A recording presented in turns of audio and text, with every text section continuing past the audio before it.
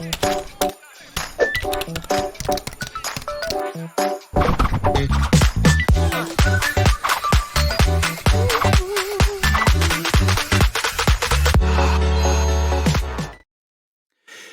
everyone. My name is Stephen Halasnik, and I am co-founder and managing partner of Financing Solutions. Financing Solutions is a leading provider of lines of credit to small businesses and nonprofit organizations. Our line of credit program is fast, easy, inexpensive, and costs nothing to set up, making it a great cash backup plan for your organization.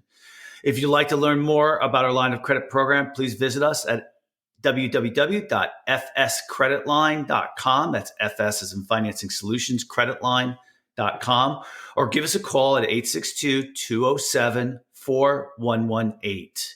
Just remember, the time to set up a line of credit is before you need it, so that when you do need it, it's ready to go. Today, I'm excited to be speaking with Andrea, as she goes by the name of Andi Simon, from Simon Associates Management Consultants. Andi is the principal and founder of Simon Associates Management Consultants, SAMC, and she launched SAMC in 2002 to bring the methods, tools, and theories of anthropology to businesses that needed or wanted to change. A frequent speaker, workshop presenter, and consultant, Andi has developed SAMC into a leading firm in its field. She has a very successful award-winning book, she now has two books out. The first book, which was very successful, On the Brink, A Fresh Lens to Take Your Business to New Heights. And her second book, Rethink, Smashing the Myths of Women in Business, which is just out now. Dr. Simon has won numerous Addy and Aster awards for her marketing and advertising campaigns. She is a well-published author and with articles in Forbes, Business Week, and numerous publications and other online blogs. Andi, welcome to today's Entrepreneur MBA podcast. What a pleasure to be here, Steve. I listened to several of yours, and you're a great interviewer. Well, that's nice of you to say. I don't think anybody's ever said that, but it's always nice to hear a compliment, and I appreciate that. I tell you, I'm always interested in the topics, and that's one of the advantages is I ask good questions because they're on my mind. So, and I'm going to put you through the same ringer. So here we go. So today's topic is really based on your latest book, Rethink, Smashing the Myths of Women in Business and in Nonprofits. And you know what? I'm going to be truthful with you. I feel like I am unusual in that I just feel like, yeah, women in business and nonprofits. Okay. Yeah. Well, what else is new? Okay. That's been going on for 50 years. I mean, my first manager when I started, when I was 22 years old was a woman, and that was no big deal. Both my sisters are very successful business people. That's no big deal. And there's still people out there who think there's myths about women in business and nonprofits, is there? I think you're not a woman. That's definitely the right answer. I agree with you. Have you ever sat at a board meeting with 49 men, a nun, and you? And you were an executive in a large bank sitting at the board. Did you think you would say a lot? And how about as an entrepreneur where everybody told you, well, women can't do that. And so you build a business and sell it for lots of money because women can. I mean, think of the myth, and what is a myth anyhow? We live myths. Yeah. The way our brains work is we create an illusion. We think it's reality, and that's what we live. But if you were a woman trying to succeed in all kinds of ways, you'd find a different platform or landscape for you to do it on. But you're a man. And it's hard for you to imagine what it might be like for women who are told, oh, women can't do that, or women don't do that, or that's not for women, or they break into a place and the guys really don't want them there. So they don't even talk to them at lunch. I mean, it's a culture that we have is ready for a great transformation. It's happening, but slowly and with great effort. And I do think we're the barbarians at the gate, and a lot of guys don't like to let you in. Yeah, no, I'm completely aware when I'm in any type of meetings or, when I'm dealing with, doesn't have to be women, it could be whatever. I'm cognizant of the way that they might feel because of society putting uh, barriers up. So of course, I change my style to make sure that whoever I'm speaking with feels. I don't want to say included, and I don't know like the right way to articulate it, but I'm not unaware of the way people sometimes are treated. And I don't want to be um, uh, either aggressive or defensive here, but let me give you some stories to think about. Please. A good friend of mine is president of a large insurance company, and she reminds us of how many times she was the coat girl. She would go into Lloyd's of London, and all guys, they'd all walk in, they'd give her the coats to hang up, not knowing she was the big person there that they were going to sign a big deal with. She's gone into speaking and in front of mostly a room of guys. And they walk in, they give her the coats to hang up. And she's highly successful, very capable. But the role, I often think that life is nothing more than a big stage and we're performing on it. And in their minds, that must be the coat girl. And then I have another friend who's an attorney, a partner in a large firm. And she said, you'd be amazed how many times I go into my own firm. I'm a partner there. I'm a successful person. I'm on the compensation committee. And they ask me to get tea and coffee for them. And then when we're done, who's going to clean up? And then the story of the woman who's in a meeting and the guys say to her, oh, you take notes. And she said, why? Because you take them well. Why? Why can't you take notes? So the stereotypes and the behaviors. And then not long ago, last month, I was listening to a bunch of guys talk about how hard it is to diversify their companies. And as I was listening, and I was just an observer, they said, yeah, it takes us 3 months to recruit someone, and 3 months later, they're gone. And I said to myself, I don't think you realize that they're not a diversity number. They're a very talented person, whether they're Black or Asian or Latino or male or gay or whatever. And your culture has to begin to talk differently, act differently, welcome them differently. So the times they are changing, but it's hard for you to see it unless I dress you up and bring you into a room where you're the only dressed up girl with a bunch of guys and can actually, I mean, it's all experiential. But we've all gotten past the point of caring too much, only caring about changing it for the next generation. And that was the origins of the book. Let's talk about the book a little bit. Tell me a little bit about some of the highlights that you cover. Sure. The book came about because my husband, who is a serial entrepreneur and very successful, sold his business in 2017. And the two of us formed the Simon Initiative for Entrepreneurship at Washington University. He's an alum and a donor, and I was a professor there teaching entrepreneurship in 2006. And we wanted to do something. This purpose, this desire to help. So we created this initiative in the Scandalera Center there to help women entrepreneurs and men entrepreneurs, but women in particular. They needed better networking, better mentoring, more education about things. And what I heard and listened to them talk about was they wanted role models. They didn't want to be Sheryl Sandberg, corporate executive. They wanted to be Maxine Clark, great innovator who built Build-A-Bear workshops from an idea. And so how could they without enough role models? So I started to write my book. I was really interested in the problem of providing good, talented role models, not of stars, but just of great people. That could be you or me. I did 50 interviews and I started to assemble the book. And I was reading the stories to my husband as we were driving to Nantucket. And he said, they're smashing the myths of women in business. And I went, oh my gosh, that's a much better book. And I went back and rewrote it because it wasn't just their stories that were so powerful. It was what they were denying or defying or smashing that people said they couldn't do. So each of the women in there, and I'm there as well, were told, no, you can't. One of my favorite is Andi Kramer, a wonderful, successful attorney who was told by a family friend, you don't want to be a lady lawyer. No, lady lawyers are not successful. They can't litigate. They're not decisive, all the negatives. So what did she do? Became a great lady lawyer. And she tells the story of being on the compensation committee of her law firm. And the guys all wrote their reviews as if they had climbed the Empire State Building to save the damsel in distress and save the client $500 million they were losing. The women all wrote their performance reviews about how the team worked together so we could collaboratively decide on how to do things and save the client from ever needing, to capture the $500 million. Very different. And the guys got promoted and got the salaries, and the women said thank you. At which point she realized that how we present ourselves when it's a guy world who's evaluating it matters in very important ways. She's now working really hard to mentor and help other women. There are 400,000 women attorneys today, but only 27% of the partners, of the equity partners, are women. And a lot of women reach a point where they just jump off. Another story. Let's see, which one is one of my favorite? Stephanie Breedlove, great lady, was at Accenture and had 2 boys.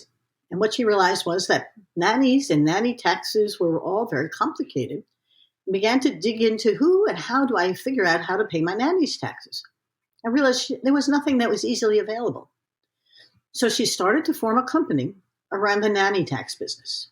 A little idea turned into a big business. She grew it to 18 million and sold it to care.com for 50 million. But her parents, her in-laws, and every friend she had said, oh, women aren't entrepreneurs. Oh, you can't do that. And she self-funded it. No venture capital money there. Because quite frankly, she knew exactly how to run the business so that it could grow. And she created a culture that was really aligned with her clients. And then there's Evelyn Medvin, who's a geoscientist. She was one of the first 4 people who went into a Citgo program on the first 4 women in the geoscience. And she created a whole amazing career. People would say, oh, you just feel oil. And she talks about going down into Latin America with the guys. Because the guys said, women can't do this. You can't go in the field. What will you do? And they actually, when they went out into the field, someone actually went out and made a chair for her and brought it back because all there was there to sit on were logs. And they felt badly for her. But she had a knack of finding where the oil was and became very successful in something that women don't do. And now she's working, again, to help women in the geosciences. But only 16% of the geoscientists are women. And it's a fast-growing field. So there's a lot of opportunity. Every one of the chapters is about somebody who said, of course I can, and how they did it. And one of my favorites in there is Maria Gallo, who took on a university that was struggling. There's a theme. Jane Fraser going into Citibank. Maria Gallo going here. Kathy Szilard taking over a hospital. Every one of these women were brought in when the guys didn't do so well. And then all of a sudden they're brought in to turn around a problem as if they are capable of doing what the fellows before them, and they're usually before them, couldn't do. And they're not quite sure why. They think that a woman should have magic. Is there a magic potion we bring along? But it's a real interesting, and as the book came together, I began to realize that other women might want to rethink their own lives. And so I wrote at the end a toolkit. How do you rethink where you are? I'm an executive coach as well as a consultant, but many of my women clients are stuck or stalled. They got somewhere, working with an MBA, CPA, partner in an accounting firm, and never wants to do another tax return. Another woman whose business got wiped out with the pandemic and is not sure how she wants to reinvent herself. What makes her happy? What gives her purpose? And what I'm finding is that many women want to rethink where they are and how to take the next stage of their life and make it, and the word purposeful, passionate, purposeful, meaningful, a little more self-care, keep coming back. It's as if I took care of the business side, but that's not sufficient.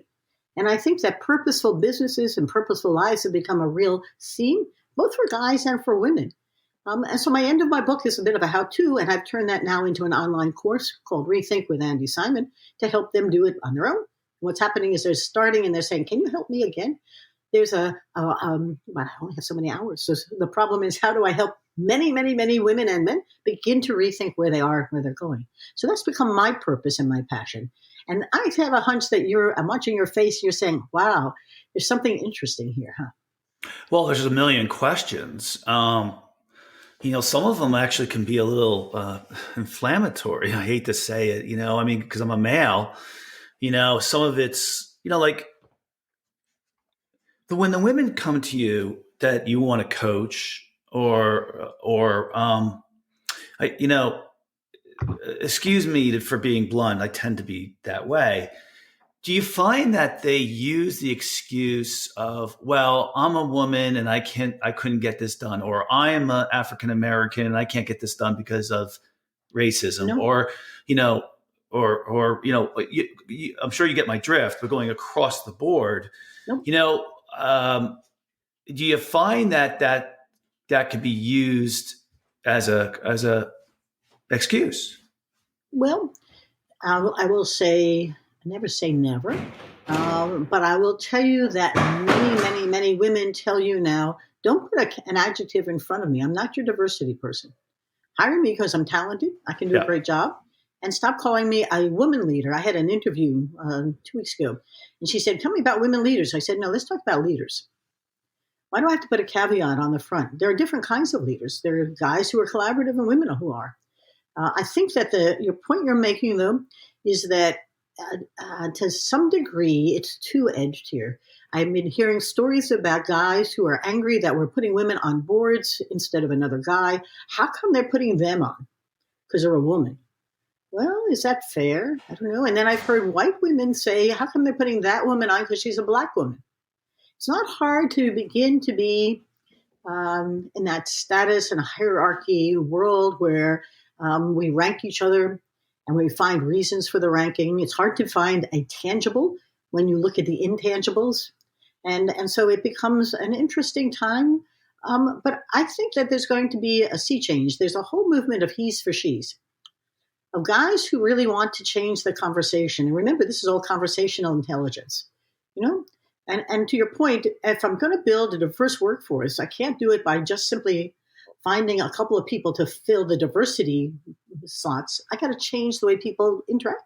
One of the women in the book, Jamie Candy, after George Floyd, they're in Minneapolis. She completely changed the composition of her workforce. She had paid no attention to it. And she's now diversified it so it's virtually balanced, but she's training people on how to get along in diverse groups. You know, I'm an anthropologist. You know, you and I are different. But I could be on Samoa and you could be in the Trobriand Islands. We would be different. And when we come back together, we don't have any idea how to interact properly. You know that mergers and acquisitions, you are in business. Mm-hmm. You do a lot of work in the M&A world because the cultures that come together clash. And in fact, they don't even know what the cultures are, much less how they clash. And then you add on that the male, female, the sexual diversity, all the other pieces. And humans are just complicated creatures. It's hard for us to get along. So going back to the idea behind you're bringing someone to coach in, or any of the people you kind of studied. What are some of the things that you kind of want to understand about the person before you kind of come up with a strategy? Well, I do think that the past, we're futurists. It's very important to think about the future because that's how we live today. But the past influences that perception of it. And so I often just ask them to tell me their stories. We live our stories as you live yours. And I listened to one of your radio interviews. And in fact, it's extremely important to understand our stories. Because out of the stories come the things that matter, extremely important to us, how they craft our lives. And so I start there. Because if I don't start there, then I have nothing, they have nothing. And we work on the story. Now, what would they like the story to become? And you know something they often don't know? They know they don't like where they are.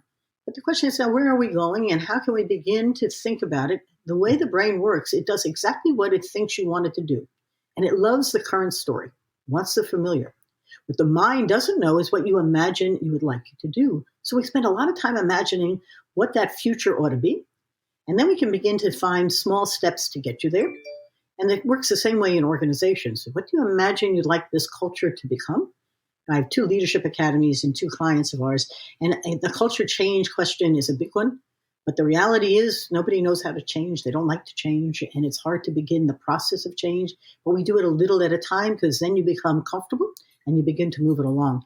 And I think that's what's going on in our entire culture today. Small steps toward a different kind of relationship. And I'm excited by it. And I bet you are too. Yeah, I am. I love the future. I'm always, I think we're going to make a lot of progress with even the gender issues you're talking about. I think we've made a lot of progress in the last 50 years. So I know. So let me ask you this. Let me jump ahead a little bit. I'll let you in that I usually hire. I like hiring a lot of women. I find that they're smarter. They're more talented. They communicate better. They're more driven. so I often hire a lot of women to work with me or for me, and it's worked out well over 25 years. My second in command for several years, it was extremely talented and did a great job for me. But as a male, how should I be a better person with both variety of people who aren't male? Well, I have a hunch you intuitively understand that second in command grew with your mentoring and your coaching. You trusted them, Mm-hmm. right? And I do think trust comes first, regardless of what flavor they are. Yeah. You found them trusting you could empower them to take risks and know that they would, by and large, make the right choices and decisions, whether they were a woman or a man or LGBTQ or whatever.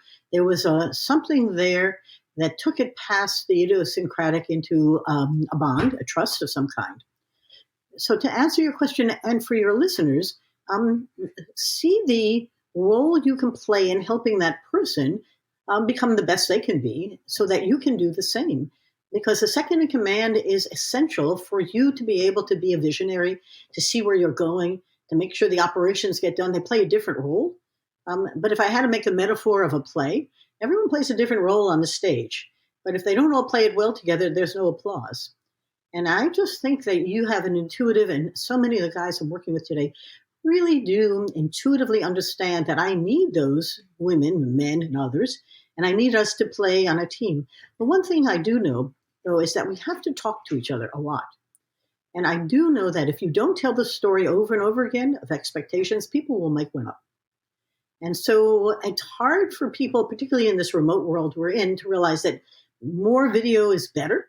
Talk more often, even have casuals. But we're humans. We need to hear what you would like, and we need to get the praise and celebrate when it's good, because that's what we remember.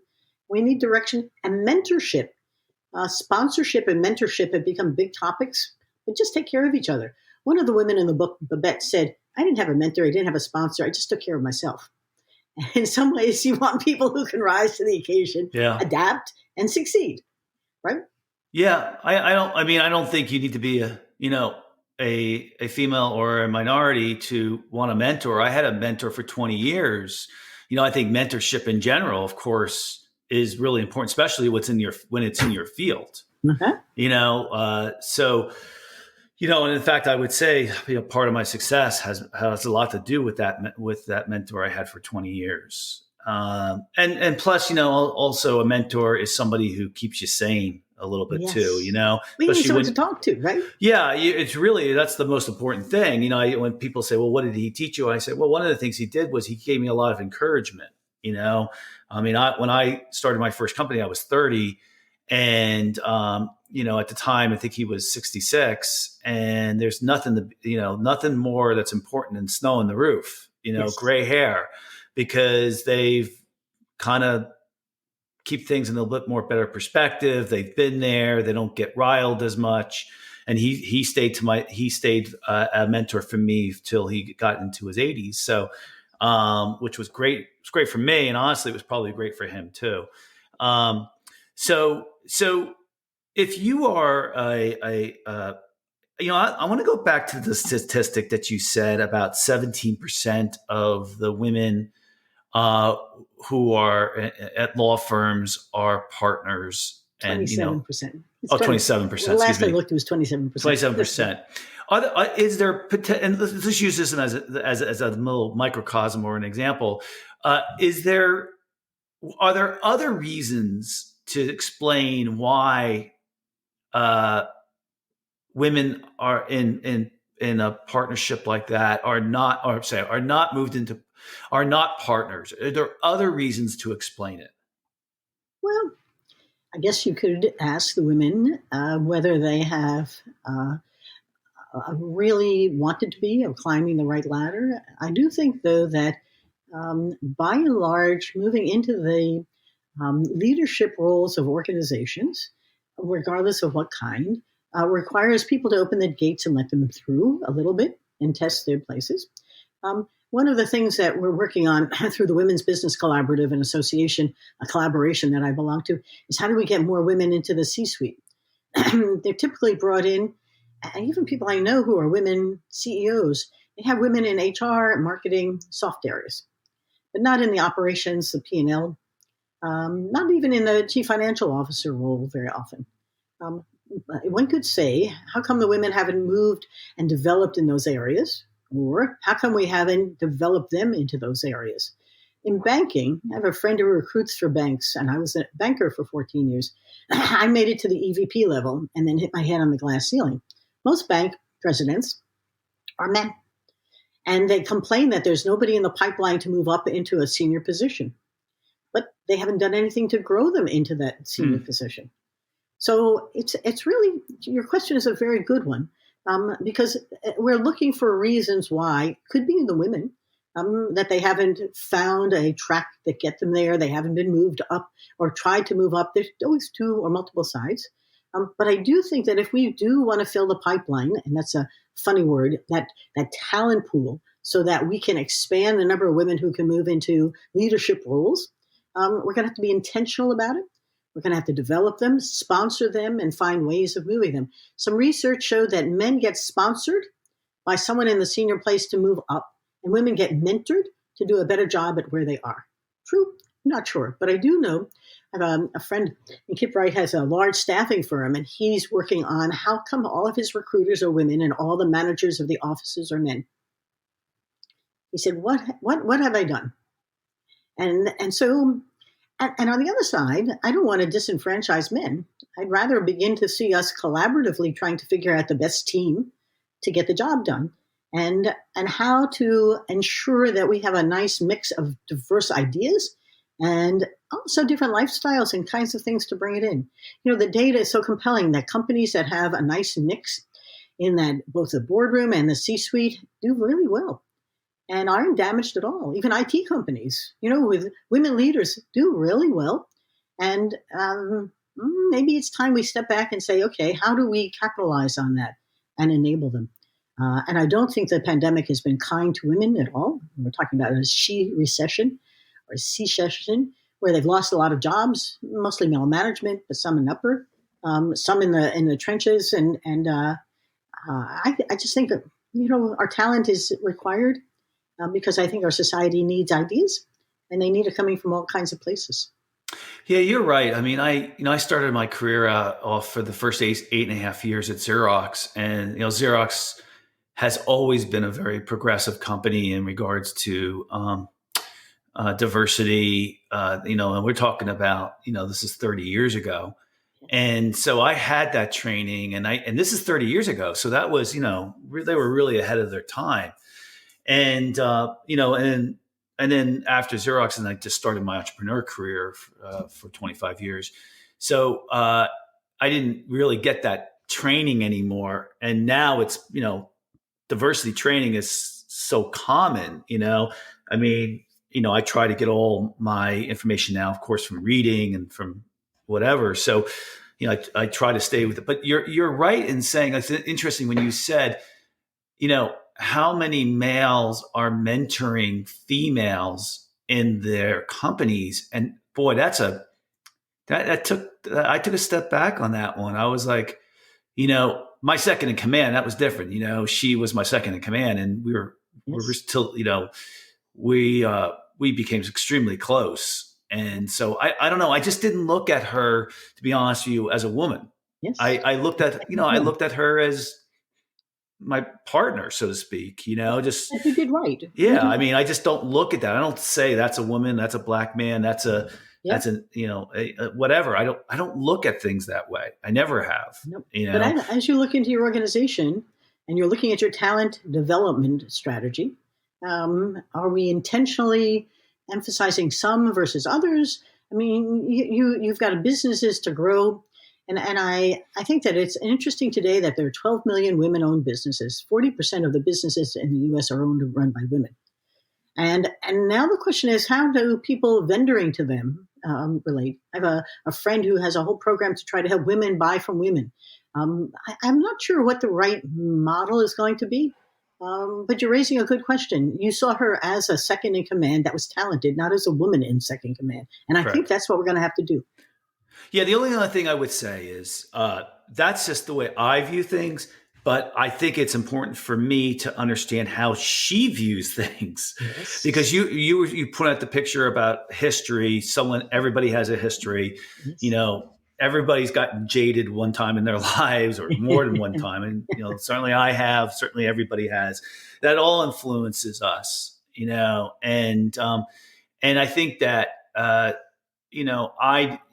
always need to be more cognizant as, I may not feel that way, but she may feel Yes. different, and I need to be cognizant of that. So, there's always work to be done. And, uh, you know, I want to ask you a question that's a little bit, it's not off topic, but I'm curious about it. How do you think they prove that diversity in a company is it produces better results? Do you think they just look at the numbers of the company versus their competition? Yeah. Is that what they basically do? They say, well, there's 50% women here, there's only 25% women here, but this company's in the same industry and they've grown 80%, and this one hasn't grown at all. Is that Right. how they're doing it? That's how it's done. Yep. Yeah. So the what stood out with you about the women that you interviewed for the book, and that women that you speak to in general? What stands out to you about this topic in general? The thing about the women, and 50 plus of them, is their humility. Um, there were no braggadocious. It wasn't about I did this. They were all very we focused. Yeah. And they were growing to achieve something important, not just for them but for others.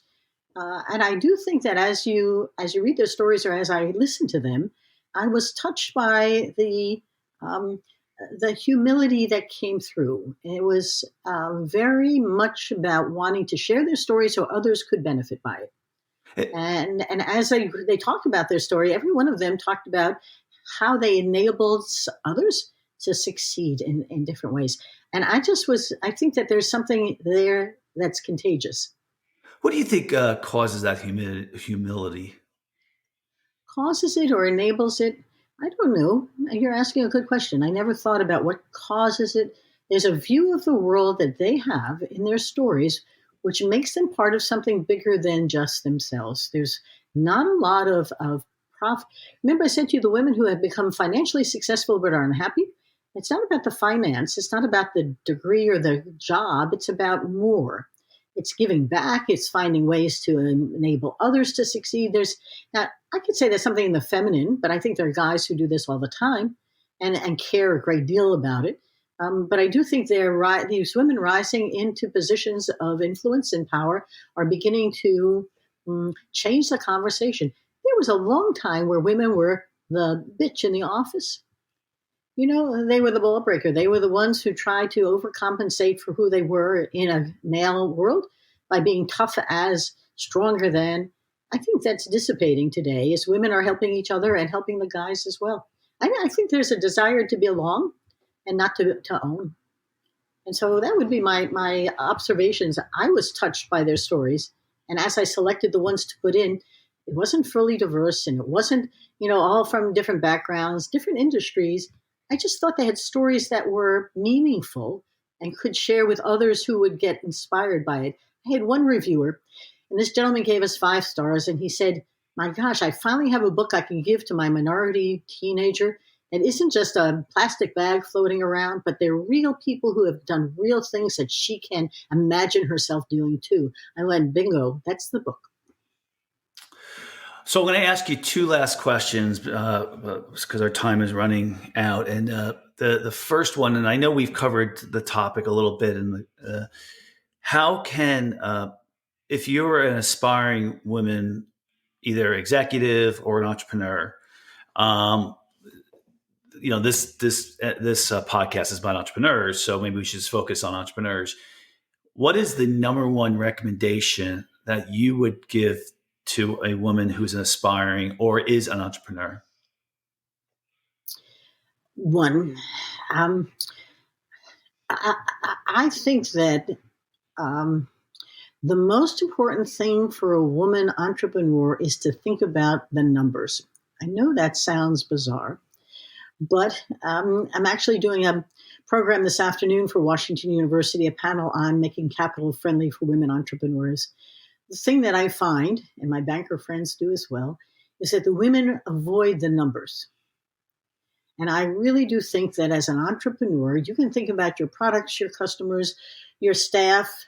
But if you don't own those numbers and realize the power of them, you are missing the key ingredient for success. Because I do think that the trends are there, the indicators are there, and the people who are going to bond with you and finance with you and grow with you want to know that you own those numbers. And that's probably not what you might have expected, but it isn't touchy-feely. It is hard facts. If you don't get your numbers, nobody will trust that you can grow the business. Andi, there's your next book. Yes, Really, I know. if you can make that topic big enough, I would tell you that the number one most important thing in entrepreneurship is knowing your numbers, because honestly, you can get pulled every single direction. You can get pulled towards your customers. You can get pulled toward your employees. You can get pulled towards your strategic direction. I mean, it's a little weird saying that, but strategic direction. You can get pulled up in customer service and all this, Yes. all this stuff. And what it comes down to, the numbers tell you if you're doing good and if you're not doing good. Yes. And so that is, boy, did you hit the nail on the head with that. And that is a good next book. I think you're right. Yeah. And then now the last question I have, how can us as males, and I know we did touch upon it, of course, how can males be better employers? How can we be better men? What can we do? Number one thing, what can we do to be more cognizant and aware of women's in business? You said something before. I really don't know the perspective from my number two. Listen. I do think that listening is something in great need right now. Just go talk and listen. Let them tell you, and we're storytellers. Just listen to their stories. Don't answer them for them. Don't give the wrong feedback around them.